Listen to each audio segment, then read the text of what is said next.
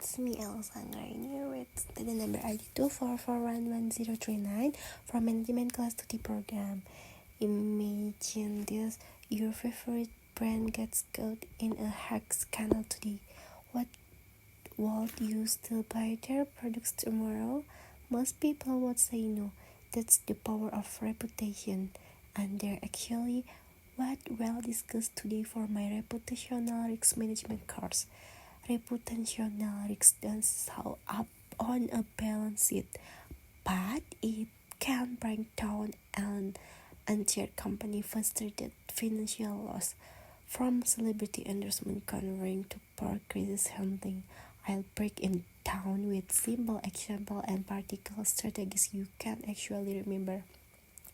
Because in business today, reputation is not just important, it's everything. Stay with me and let's learn how it protect. Ready? Let's go! Pada slide pertama ada pengertian resiko reputasi dan manajemen resiko reputasi. Resiko reputasi adalah resiko yang timbul akibat menurunnya tingkat kepercayaan pemangku kepentingan terhadap perusahaan. Penurunan reputasi dapat disebabkan oleh persepsi negatif masyarakat terhadap pelayanan, kualitas produk, perilaku karyawan, pelanggaran hukum, maupun pemberitaan negatif di media. Manajemen risiko reputasi merupakan proses identifikasi, penilaian, pemantauan, dan pengendalian berbagai faktor yang dapat memengaruhi citra perusahaan. Pengelolaan risiko reputasi sangat penting karena reputasi merupakan aset tidak berwujud yang memiliki pengaruh besar terhadap keberlangsungan usaha. Pada slide selanjutnya ada tujuan dan pentingnya manajemen risiko reputasi. Tujuan utama manajemen risiko reputasi adalah menjaga dan meningkatkan kepercayaan pelanggan, investor, karyawan, serta masyarakat terhadap perusahaan.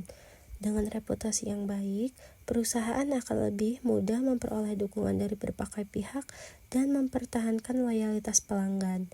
Manajemen risiko reputasi menjadi semakin penting di era digital saat ini. Informasi dapat menyebar dengan sangat cepat melalui media sosial dan berbagai platform digital. Satu kesalahan kecil yang tidak ditangani dengan baik dapat berkembang menjadi krisis reputasi yang berdampak besar terhadap kinerja perusahaan.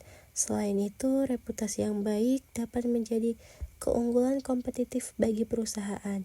Sebaliknya, reputasi yang buruk dapat menyebabkan hilangnya pelanggan, menurunnya nilai perusahaan, serta berkurangnya kepercayaan investor.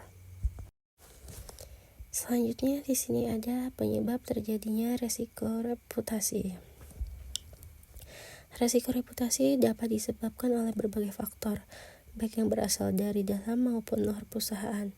Faktor internal meliputi rendahnya kualitas pelayanan, perilaku tidak etis karyawan, kegagalan dalam menjaga kerahasiaan data pelanggan, serta lemahnya penerapan tata kelola perusahaan. Sementara itu, faktor eksternal dapat berupa pemberitaan negatif di media, keluhan pelanggan yang viral di media sosial, tindakan pihak ketiga yang merugikan nama baik perusahaan, maupun persepsi masyarakat terhadap perusahaan. Dampak dalam banyak kasus, resiko reputasi seringkali muncul sebagai akibat dari resiko lainnya, seperti resiko operasional, resiko hukum, atau resiko kepatuhan yang tidak ditangani dengan baik. Di sini ada dampak resiko reputasi bagi perusahaan. Resiko reputasi dapat memberikan dampak yang sangat besar terhadap perusahaan. Dampak yang paling umum adalah menurunnya tingkat kepercayaan pelanggan sehingga menyebabkan penurunan penjualan dan berkurangnya pangsa pasar. Selain itu juga, reputasi yang buruk dapat menyebabkan hilangnya kepercayaan investor, kesulitan memperoleh pendanaan, serta menurunnya motivasi dan loyalitas karyawan. Dalam jangka panjang, perusahaan dapat mengalami penurunan nilai perusahaan dan kehilangan peluang bisnis yang potensial. Selanjutnya ada proses manajemen risiko reputasi. Manajemen risiko reputasi dilakukan melalui beberapa tahapan, yaitu yang pertama, identifikasi sumber risiko reputasi, Yang kedua, analisis dan penilaian dampak resiko. Yang ketiga, penyusunan strategi mitigasi resiko. Yang keempat, pemantauan opini publik dan media. Yang kelima, evaluasi efektivitas pengelolaan resiko. Melalui proses tersebut, perusahaan dapat mendeteksi potensi ancaman terhadap reputasinya sejak dini dan mengambil tindakan yang tepat sebelum masalah berkembang menjadi lebih besar.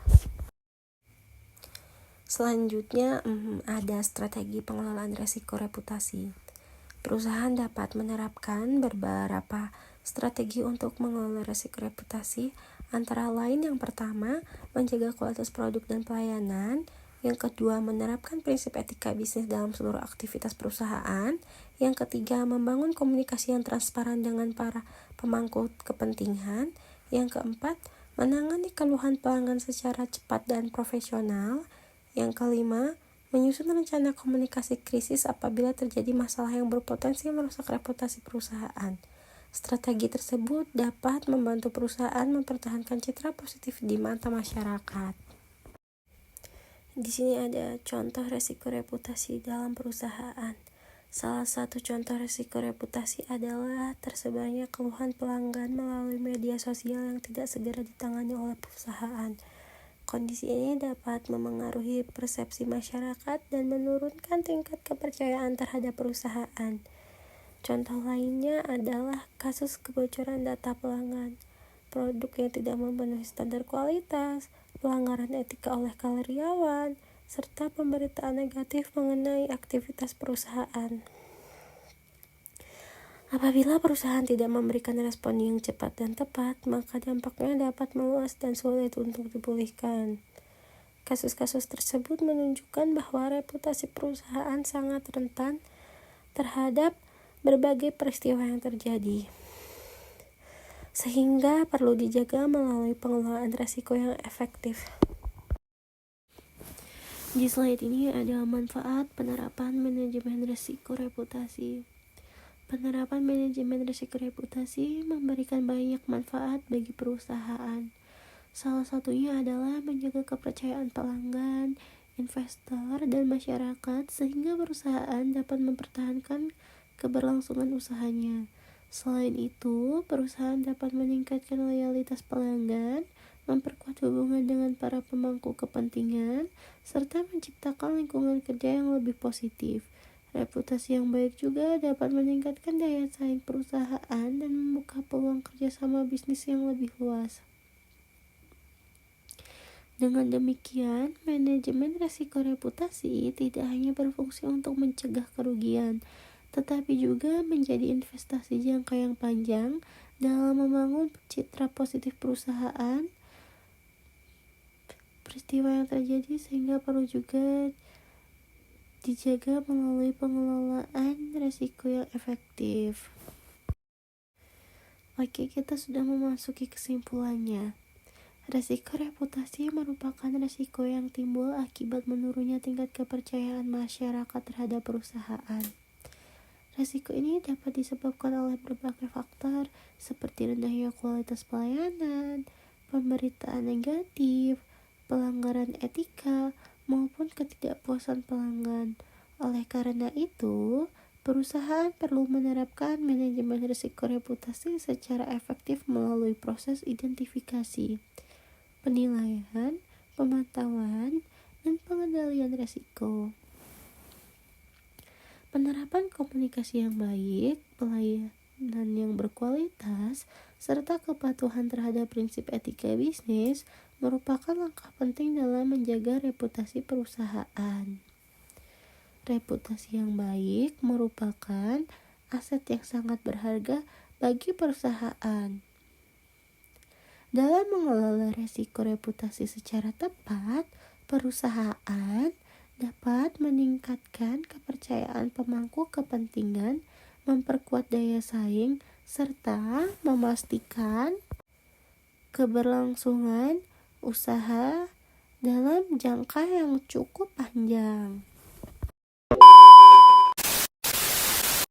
Oke, sekian dari saya tentang video manajemen risiko reputasi.